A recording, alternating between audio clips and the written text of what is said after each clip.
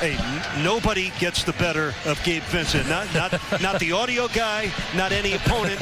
Nobody takes advantage of Gabe Vincent. Let's get down to business. You guys, you came off the bench tonight. You made your first 4 shots. You played your tail off every second of your 28 minutes. You played your heart out every one. Talk about your performance and this victory. I just try to bring a lot of energy, man. You know, guys found me early, and I got hot. That always helps. But the ball was moving. We had good flow. We played a good game. And again, Gabe, defensively, you guys, you never quit. You stay with every play. We thought that one possession where, you know, you had the turnover, but you didn't give up on the play. Were able to get back and take it away. Really, just a great example of your defense. Yeah, I mean, we get swarm people. We're really good, man. Our defense feeds our offense, and we play well when we're getting stopped.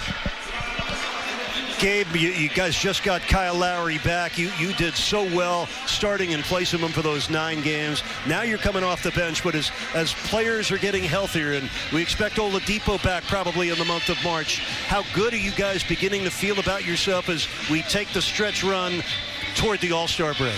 I mean, we feel good right now. We know we can still get better. We have a lot of work to do. But, you know, I mean, it's just basketball. You know, we all know how to play the game. We got a lot of talented guys, so we're looking forward to having a full roster. Gabe Vincent, on behalf of all of Heat Nation, what a joy it is to watch you develop, to watch how well you have played this year. Gabe, everybody is so proud of your development and how hard and how well you are playing. Congratulations on a great performance and a very impressive team victory. Congrats. Thank you. Congrats, Gabe. You know, I thought they were coming into the season, they were really prepared to be able to give us good minutes, but they just continue to grow. They're gaining confidence, and they really inspire each other. You know, it's fun watching them compete. They all want each other to do well. There's just a great camaraderie with them, and they lift each other up. They play great, you know, competitive defense, and they really share the ball and find the open guy on the other end. They have fun doing it. And that just is a great luxury for us to have that kind of punch off the bench. And it's not only on one side of the floor. I know, Bam, you're always looking for the right play, which he usually makes. It's been 2 straight third quarters where the guys have been squarely on the basket in the third. Was that something you sensed he would do at the top of the game? It all just depends on the context, you know.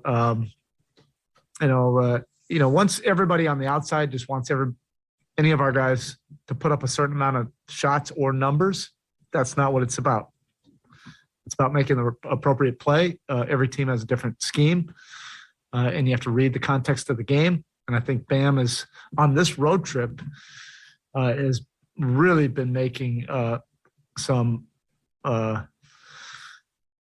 great plays in terms of knowing when to go and be aggressive to score, or knowing when to, find somebody else for an easy basket.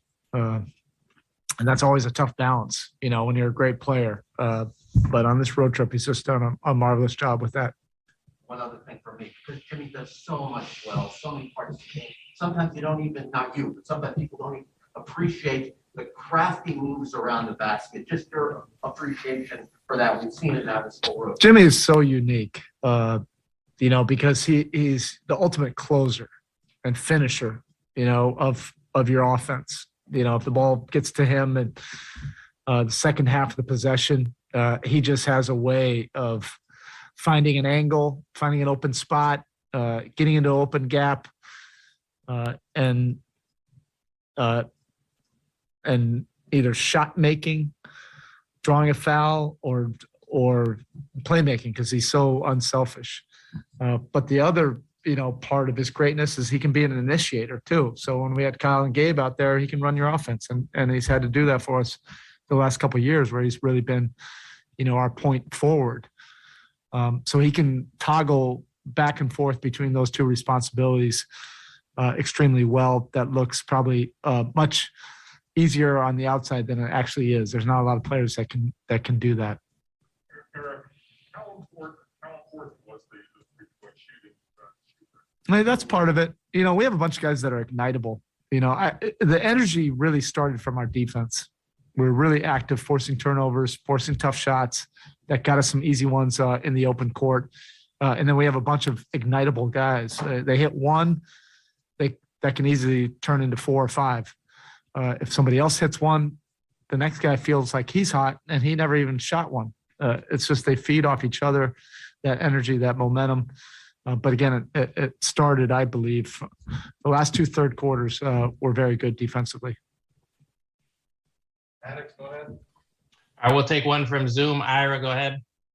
Eric, the way the game is such a game of runs, you were up 20 early, then they closed within 7 at halftime, then you busted it up open again in the third quarter. Was it purely the defense that made the difference there? Were you concerned about the turnovers in the second quarter? Sort of why such a game of runs until you guys finally stabilized? That's an NBA basketball game. I mean, very rarely does any team get off to an early lead and then just turn it into a 30 or 40-point game. That's just not realistic. 48 minutes is a long time, and you have to play intentional and play all the way through. Our play got a little bit sloppy in that second quarter with the turnovers and the fouling. And that's just something that we'll have to continue to get better at when we get leads. And I've said this before; these are high-class challenges. When you're trying to figure out, more efficient ways to hold on to leads, that's a great problem. I've been on teams where that's never been something you even have to address because you're never getting off to those leads. Eric, and also a bunch of places you go, Orlando, Atlanta, tonight in Washington, the Let's Go Heat, clearly the legacy you've built up for the big 3 years. What's it like to be in someone else's building and it sounds that much like home? That was unique. We've been in some other arenas. You get it when it's in Orlando. You get it when it's in some other places. I've had some surprising ones. We had that chant in New York, I guess a couple of years ago. That was really shocking. And this one was a little bit surprising. But the guys should feel good about that. Hopefully it's bigger than just the brand of the Heat. It's also hopefully that people respect, how our guys compete and try to do it the right way. Thank you. All right, Coach, that's it. Thank you. We've been making shots, which is great for us in our group. Whenever we are making shots, we look like a really good team. More than anything, I think we're just playing at an extremely high level. Our energy's been there, and it's always good to win on the road. When you started this in late September with this group, could you have seen the progress we've seen from Gabe, another great game tonight, Spruce, what Caleb Martin has been? Has it been even a pleasant surprise for you? I don't think so, just because I see the amount of work that they put in. They stick to their strengths, try to stay away from their weaknesses like everybody on our roster. But they're just confident. They know that they belong in this league, and more than anything, they belong in this team. How much pride do you take in your moves around the basket? They're very polished. Obviously, you've done this for a long time. But is it something you can still spend a lot of time working on, or is there no need to at this point in your career? Yeah, I got some really good trainers. Shout out to you, Chris. That helped me polish my game, like you said, and just keep me comfortable, see the ball go to the basket. Y'all can catch me at Howard whenever I'm working out. Alex, go ahead. I will take one from Zoom. Ira, go ahead. Yep, never fails. Sorry, Jimmy.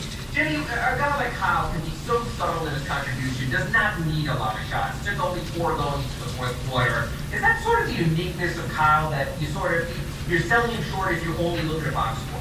No, facts. Kyle Guy went to Virginia. He's been a hell of a player for a very long time. And we really need him on this team. He's key, he's confident, and he can really shoot the ball. And the Lowry guy isn't going to him. Oh, that Kyle. That's my fault. Easy mix-up. He's okay.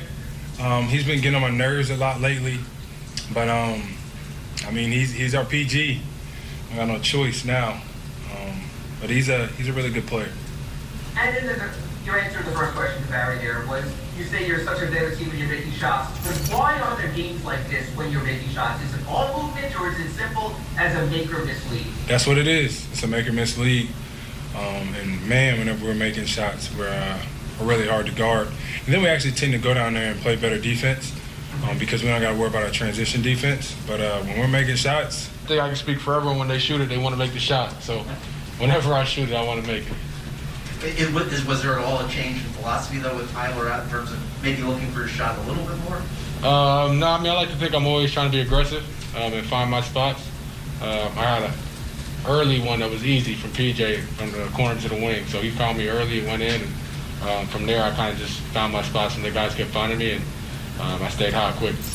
Did you hear the loud contingent of Heat fans in the crowd, something that happens in a bunch of arenas? I did. It was amazing, man. Heat Nation has been traveling, especially this road trip. You know, they've been finding us everywhere we go. So it's been fun to have them in the crowd and cheer us on. Does that surprise you at all to encounter that in various NBA stops? You know, I don't know if surprise is the word, but it's nice to have. It's nice to have, for sure. Maddox, go ahead. All right, we'll take one from Zoom. Ira, go ahead. When you organize like this, Spo was just here also talking about how something changes. Is it sort of how you know you get going with sort of uplifting other guys and sort of getting that whole 3-point thing going like it was tonight? I mean, anytime the mechanics making shots, shoot or shoot, it gets everybody going. You know what I mean? And it is contagious. We had fun out there tonight. A number of guys put the ball in the basket, and that's just a great way to play. And what's the sort of, I was thinking of that, the camaraderie that you have. What's it like? I mean, I don't know if you guys have your own nickname for your bench. But let me ask you this. Should you have your own nickname for the bench because of how much you've done together this year to lift this team? That's a great question. I don't think we don't have a nickname yet, but now that you put that out there, we might come up with something. All right, let me know. Thank you, Gabe. Yes, sir. All right, Gabe, that's it. Thank you. Appreciate y'all. Have a great one. killer hand.